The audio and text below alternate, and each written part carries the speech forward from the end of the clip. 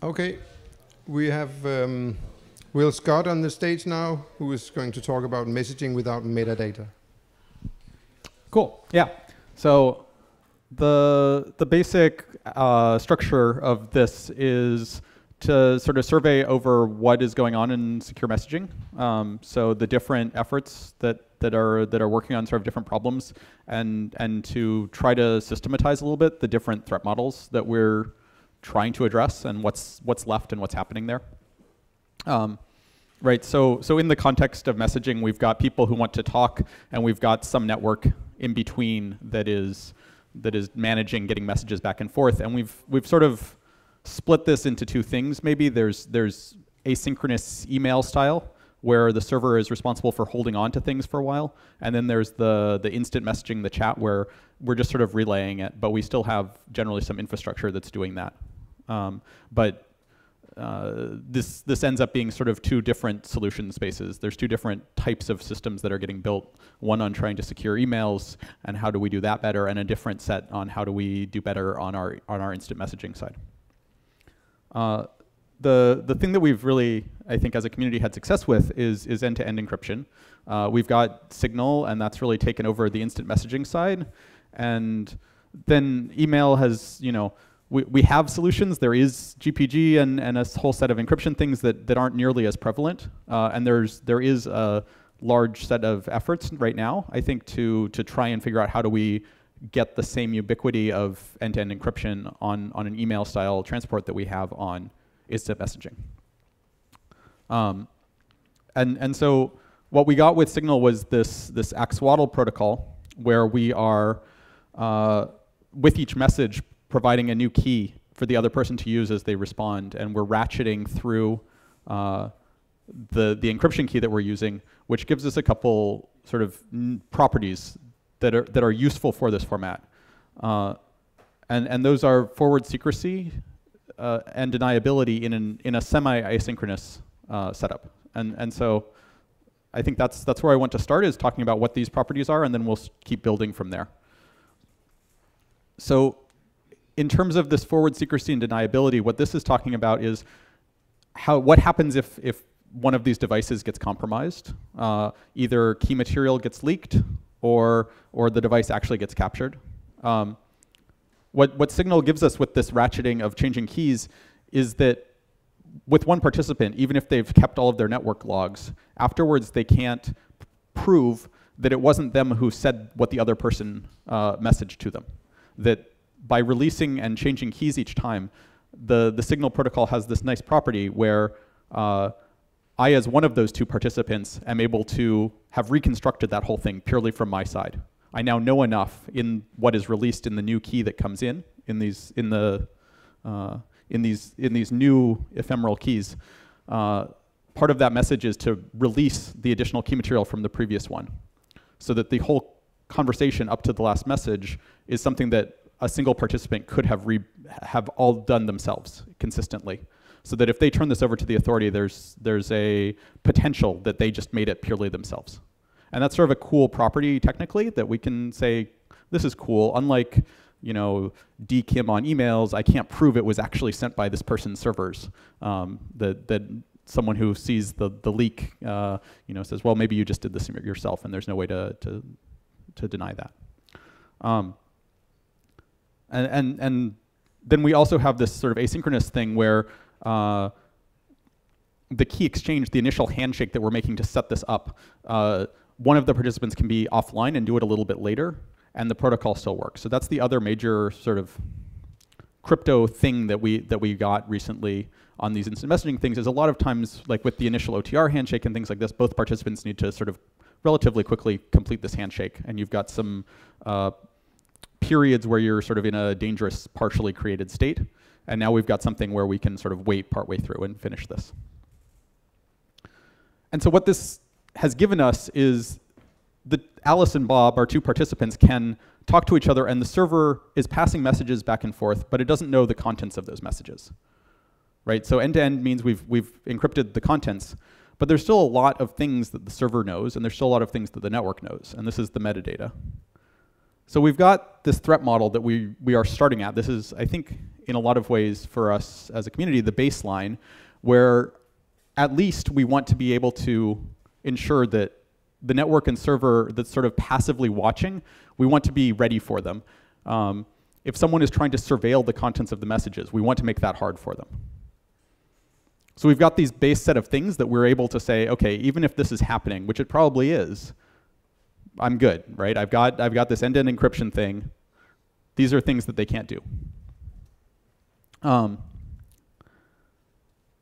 there's a lot of stuff that this doesn't cover, right? And so I'll get there in a second. I guess let me finish on the Signal side first. Signal's now in a bunch of apps. So we've got this sort of ubiquity of Signal now. And the, I think, development of sort of the Signal protocol, where that effort has gone, is into a bunch of how do we now expand this to multiple parties? So how do we go from the one-on-one to a group chat setting? N+1 sec just came out, but we've had a couple earlier. So ASN did, I guess it was Piccolo, and now is Flute, which is over IRC. How can a group do an encrypted style messaging? And then we had Mega's MP Inc. Earlier as sort of like the proof of this. We actually do know some of the crypto and algorithms for getting the multi-party thing working. So what's left? The server knows a lot. It knows when each of the users is online. It often knows the user's contact lists, right? So with Signal, the server knows who your contacts are. It knows when you are sending messages and to whom. And it knows the size, so it knows how big these messages are. And that's a lot of metadata. Right, and this is the classic trope that this is enough for the people who are surveilling us, that we haven't really fully solved this problem or closed the window of hiding our messages. So what are the new ideas? How do we get past that? So we've got our baseline of we've encrypted our contents. How do we make this metadata a little bit less easy to get? I think a lot of new ideas came out in Pond. So this was a while ago, right?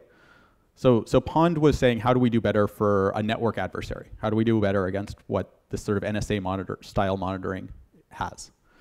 And it did this by having a network protocol that tries to protect against a bunch of things. It's going to send fixed-sized messages, and it's going to send them sort of irregularly, regardless of how much you're actually sending. So as an envelope around your actual transmissions, it will, every few minutes, send a message to the server and get a message back from the server, regardless of whether you actually have a message to send or not. So it's going to try and keep the communication pattern constant.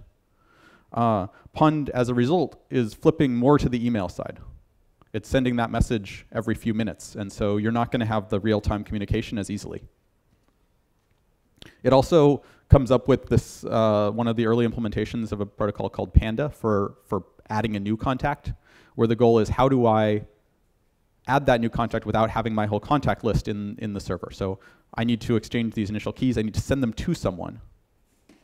Often we just sort of say that's out of scope. That's not, right? This is our out-of-band initial rendezvous to have a secure channel. Well, what is that? And so Panda is saying, well, actually, we probably don't necessarily have that, so how do we bootstrap this initial thing without the server knowing who those two people are by some unique handle or identity?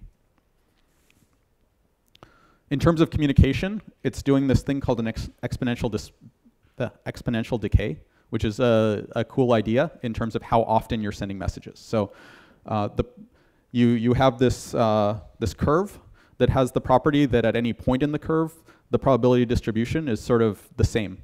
So in terms of rare event statistical probability, just because I've waited 5 minutes, I don't know if the next one will come any sooner than if I hadn't waited those 5 minutes.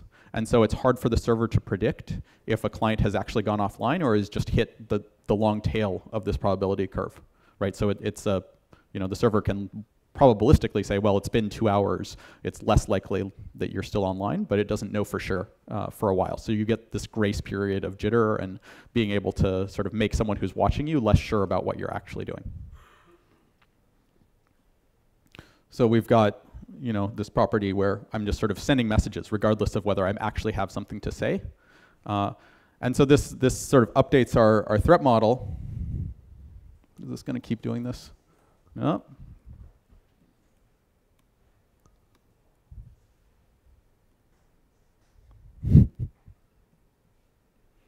Where now, if we have someone who's trying to watch the traffic patterns, we're also protecting against them. So we've got one additional thing.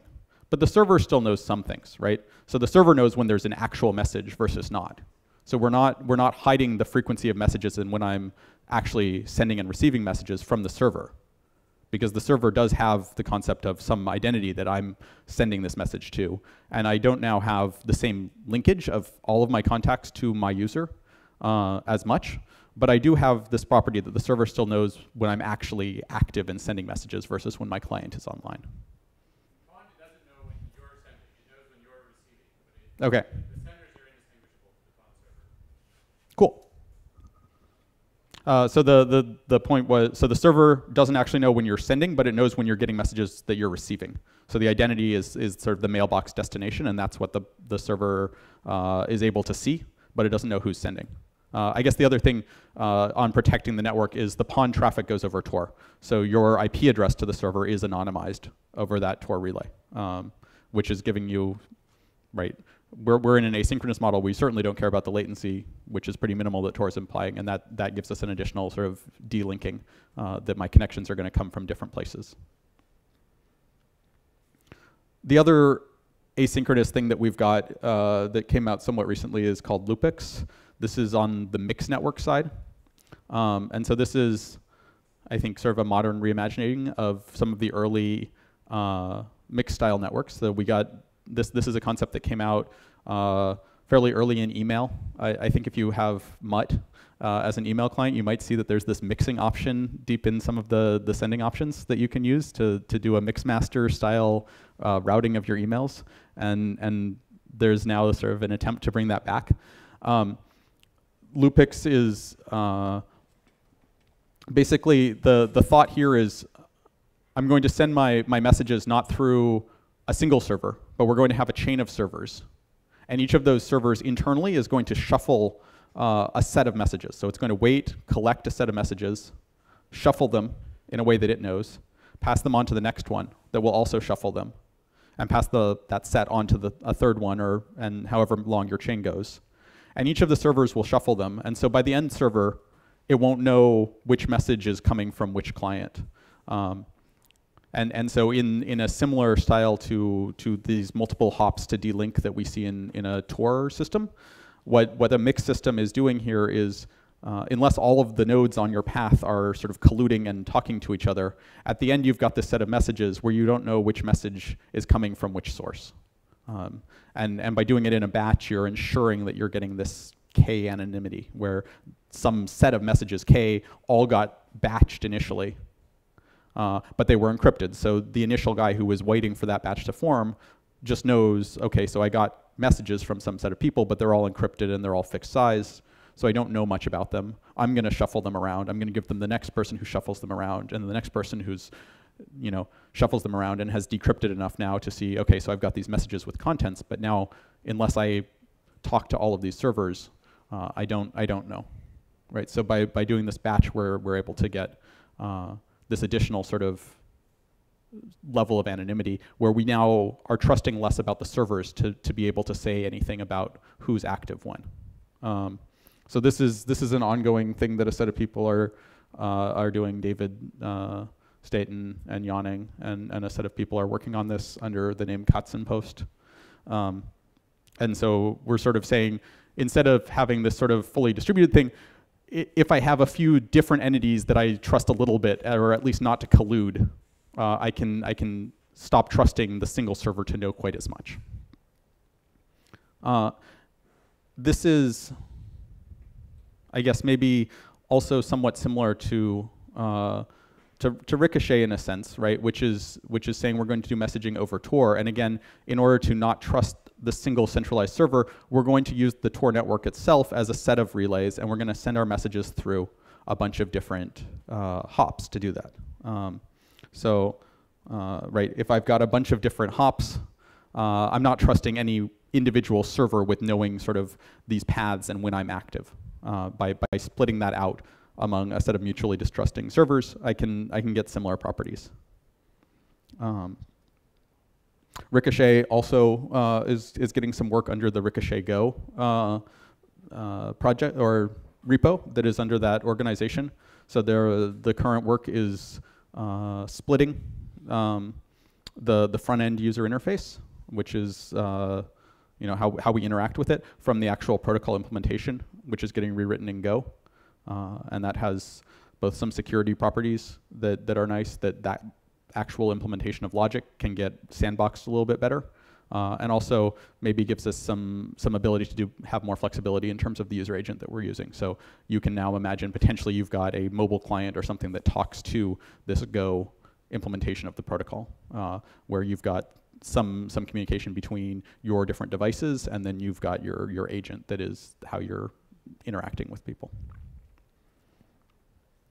So again, we're seeing this set of mix approaches or Tor-based approaches that are trying to solve the server now. So in addition to our network adversary, we really want to prevent the server from being able to watch information about us and understand the patterns of traffic. So either the timing, when I'm online, and who my contacts are. Right? We're trying to take. We're trying to add to our adversary model and add these additional entities that we're not sure we really want to trust. Cool. And then I want to talk about the other one as well, which is private information retrieval. And this is a thing that came out of Ian Goldberg's group a while ago, and has been getting, I think, mostly academic attention still, which is saying, how do we get a single centralized server and still know less about it? And so the hypothetical question to start getting this one, which I think is maybe, I'm going to spend a little bit more time and dive into this one, is how do I retrieve a message from a server without the server knowing which message I gave it, right?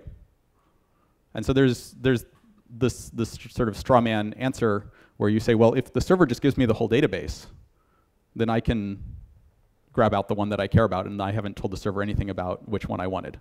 And so then the next question is, can I do that with a reasonable network cost where I haven't had to download the entire database? And PIR is saying, well, maybe. And so the basic idea is we're going to do something similar to this Mixnet thing of distributing load. I'm going to have a couple or a few servers that I say aren't going to collude. And what I'm going to ask from the different servers is I'm going to say, hey, you XOR some set of your elements that I tell you, and give me that sort of superposition of them. And on the other one, I'll also ask for an XOR. And to each individual server, the request I'm making should look random. But if I then XOR all of the individual requests together, they should all cancel out. Because if I XOR something with itself, I get back 0. So if I ask for elements an even number of times, they cancel out when I XOR them back on my local machine. And so I've asked for a network bandwidth of one element from each of the servers, and then what I get back at the end is only one element that I've asked for an odd number of times. So I have this nice property from the client that I haven't revealed to the server which thing that it has that I actually have asked for, but at the cost that the server has had to take this request for a random subset of things that it has and do this math or this computational thing, which is, it's a basic operation that CPUs are pretty fast at. But still, if you have many users and many elements in your database, this is a lot of computation that you've sort of asked the server to do on your behalf. It has to read half of its database and put it all together. And so if my database is gigs and gigs, this is problematic, right? So this problem of scaling is really, I think, the thing that has caused people to say this is impractical. And that's a pretty good reaction. So with this primitive, what do we do? The thing that came out a couple of years ago is DP5, a privacy-preserving protocol. And so this is sort of like the presence messages in XMPP. If you're familiar with your Jabber client, there's sort of a couple basic types of messages. There's the actual chat message that you send, which is the contents of a message. And then there's the signaling of online and offline. And so what DP5 did was it said, okay, so we can't necessarily fit our whole protocol of chat through this mechanism because it's going to be very slow and it'll cost us a lot. So instead what we're going to do is we're just going to use it for initiating a new session. So when I have a contact and I want to begin talking to them, I'm going to use the PIR style message just once to tell them where I am, and then we'll talk based on where I am currently. And so in fact, what I'll do is every conversation when I start it, I'm going to make a new Tor connection to an XMPP server. I'm going to register a new account, and then I'm going to use this XMPP or this PIR system, which is my long-lived way to talk to my contacts, and say, hey, contact, I'm now connected via Tor at this account. You should also connect over Tor to this account, and we'll chat on 2 totally ephemeral accounts that we only use for that single conversation. So I'm going to delink all of my conversations as totally separate sessions, and I'll use this long-lived, but with this theoretical lack of connection to get better anonymity where the server doesn't necessarily know how to link them. So I've split, again, I've got some data channel that's separate from my sort of long-term identity channel, and we can get it for that.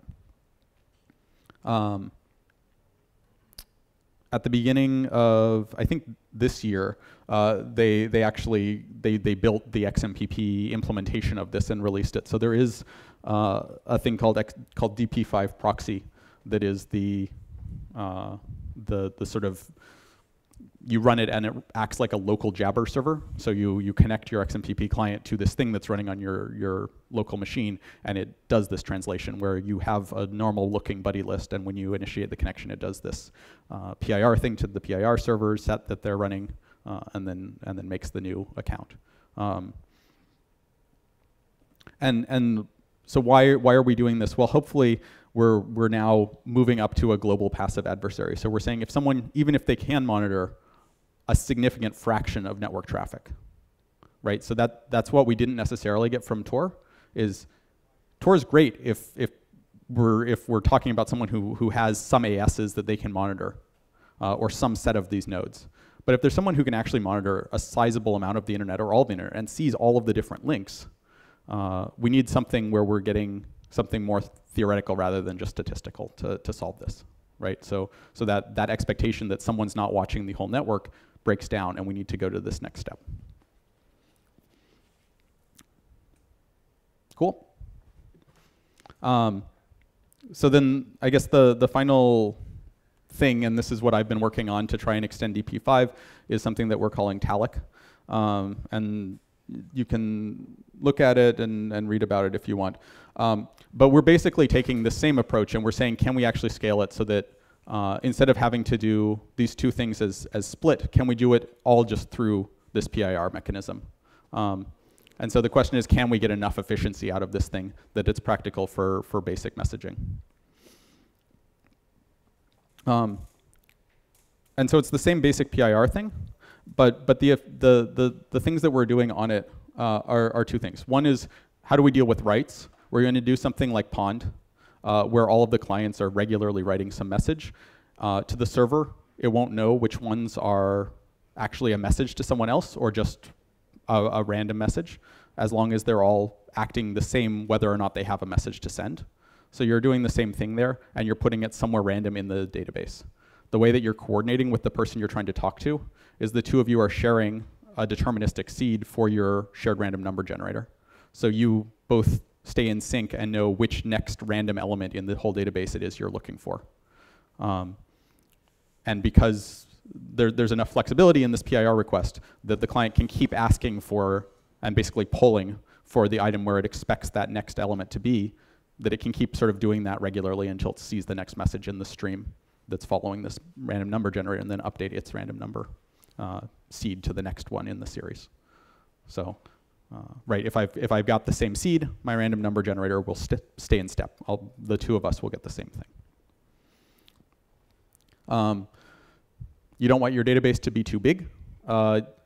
There's a thing called a cuckoo hash table, which is basically just, we've got hash tables, right? So I'm going to take an element, I'm going to hash it, it goes somewhere in a known set of things. And the problem that we have with hash tables is, how do we deal with eviction? How do we deal with 2 messages ending up in the same place? This is where we have to deal with our sparsity. How dense can I pack this thing?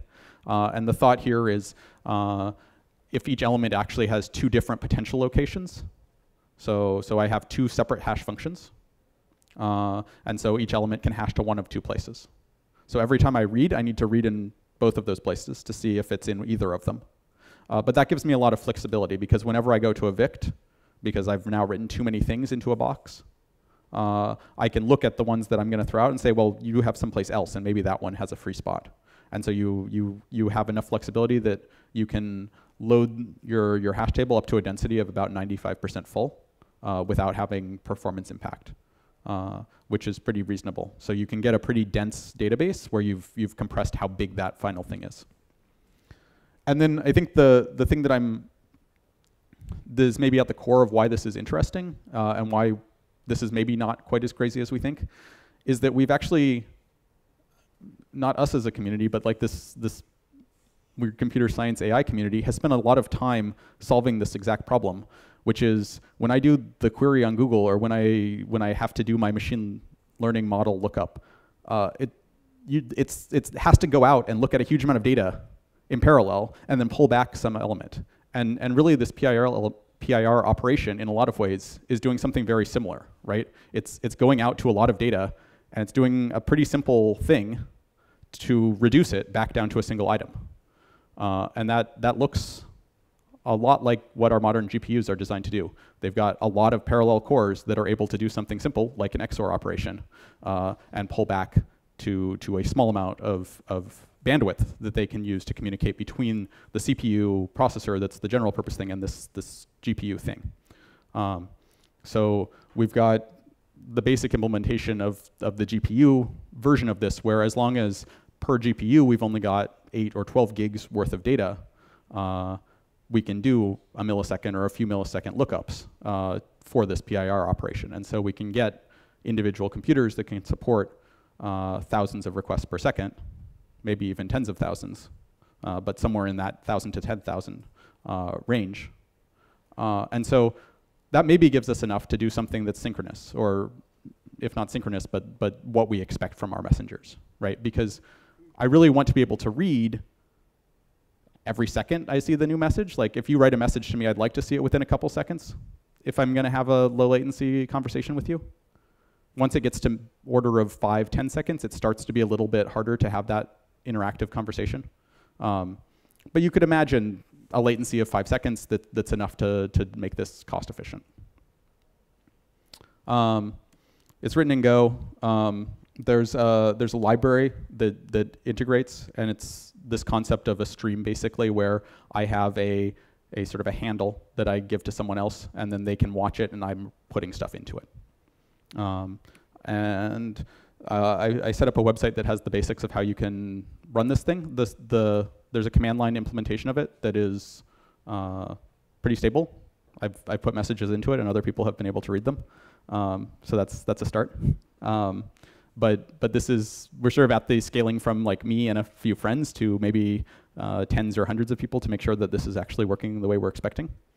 And then in terms of ease of use, so that it's not just a command line client, I'm most of the way done, and it's linked here on this page for the same sort of XMPP style shim, where you can use an existing Jabber client, and you'll just talk purely to this backend system rather than the DP5 style thing, but to get some UI on this that's easier than just a command line client. I think more generally, the thought is we've got these trade-offs. Right, Signal everyone is using, but I'm trusting the server quite a bit more. Mixed networks are giving me a good style of anonymity, and what I'm trading off for that is latency. That in order to ensure that I'm getting that guarantee of anonymity, I'm potentially waiting a while. Tor is mostly about this global passive adversary of, am I willing to believe that the set of nodes that I'm hopping through are disjoint enough that no one's able to watch and correlate my traffic across, my entry and exit.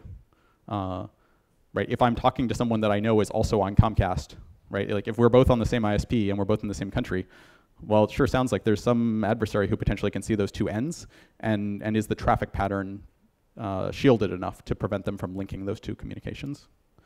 And then we've got this PIR primitive, which is computationally quite expensive comparatively. But does give me the same sort of mixed style. I only have to assume that one of the end servers that I'm talking with is trustworthy. that unless all of the different servers that I've chosen are colluding together, I get some theoretical guarantee, which is what we might hope for.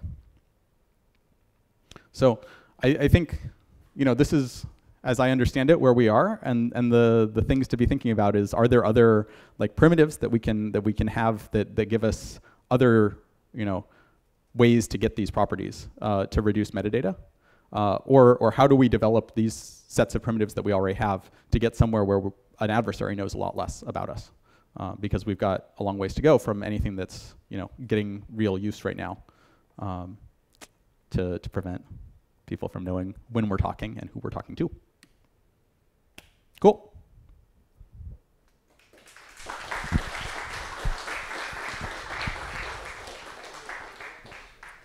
Yeah, very cool.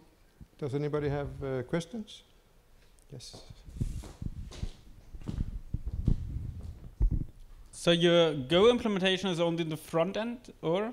All of it. So your Go implementation, the 2,000 lines or 5,000 lines, is only the front end, and you still rely on the DP5 for the server side? No, that implementation is all of the components. So it's three pieces. There's libtalek is a client that will talk.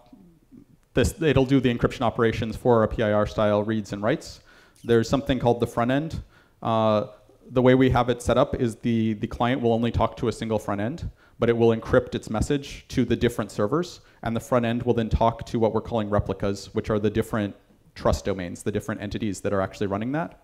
So that's, again, to minimize the network bandwidth between the client, if it's mobile, for instance, and who it needs to talk to. So it basically sends a request to each of the different trust domains.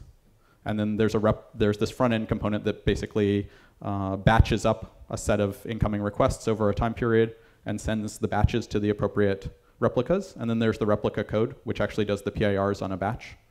The replica code, there's a pure Go CPU-based implementation. And then we have both a OpenCL and a CUDA GPU thing that it can talk to using Go bindings to those two.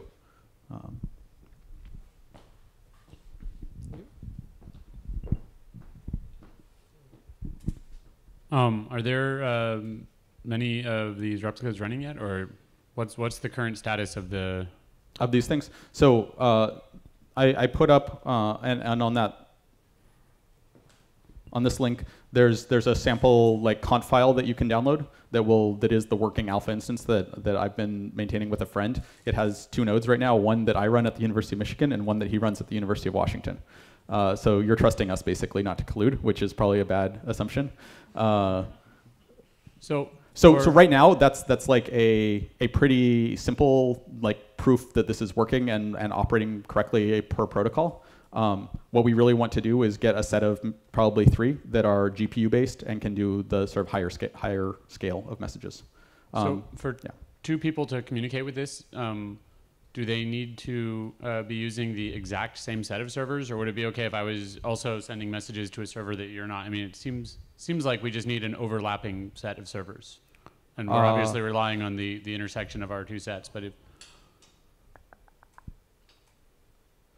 so what you need is, when I make the request that is this XOR superposition of the different server databases, those databases need to be in sync so that they cancel out.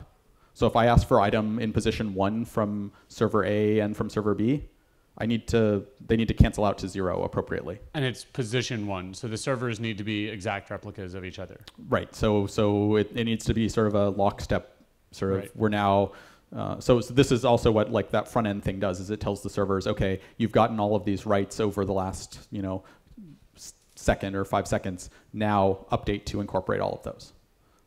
And now requests from now on will be in the next sort of epoch of the database that has these writes applied, so that they're consistent. Send a message, I talk to the coordinator. Right. So I mean, yeah. So how we have it structured is you talk to a coordinator, and your coordinator is defined to have a set of servers behind it, and you need to be encrypting to those same keys that it's going to actually forward your messages to. So right now it would be, and I think, there's the potential to be able to do this with overlapping but not identical sets of servers, but it's not something I've actually thought about how you build, and it's probably non-trivial. Thanks for the talk.